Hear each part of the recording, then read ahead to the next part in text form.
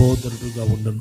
నిజమైన స్నేహితుడు ఎలా ఉంటాడు అనంటే, నిజమైన స్నేహితుడట ఎటువంటి పరిస్థితులు మనను చుట్టుముట్టినా,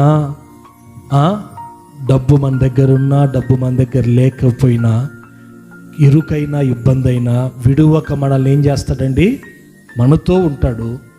ఇంకా దుర్దశలోనట అటివాడు ఎలా ఉంటాడు అనంటే మనకు సహోదరుడుగా ఉంటాడట. ఆమేన్, ఆమేన్. అంటే ఎవరు మంచి స్నేహితుడు అనంటే విడువక మన దగ్గర ఉన్నప్పుడు మాత్రమే కాదు. కొంతమంది ఉంటారు స్నేహితులు మన దగ్గర ఫుల్గా ఉన్నాయనుకో, మనతో మన భుజాల మీద చెయ్యేసి మన చుట్టే తిరుగుతుంటారు.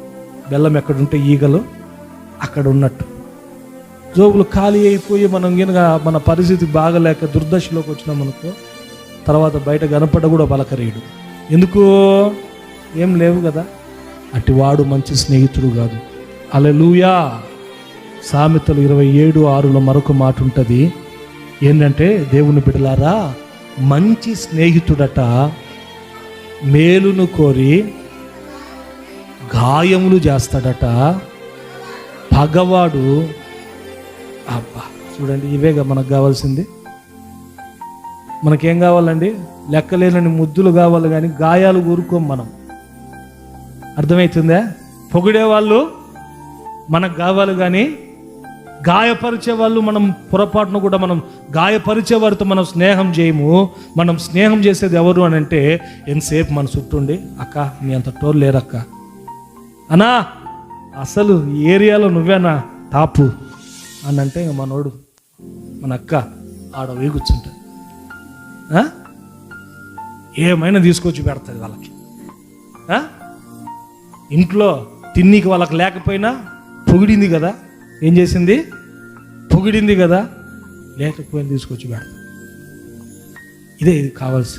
చూడండి, నిజమైన స్నేహితునికి ఉండే లక్షణం, మంచి స్నేహితునికి ఉండే లక్షణం ఏంటంటే, వారు దేవుని యందు భయభక్తులు కలిగి దేవుని ఉపదేశాన్ని అనుసరించడం కాదు, దేవుని బిడ్డలారా విడువక ప్రేమించే అనుభవం వారికి ఉంటుంది.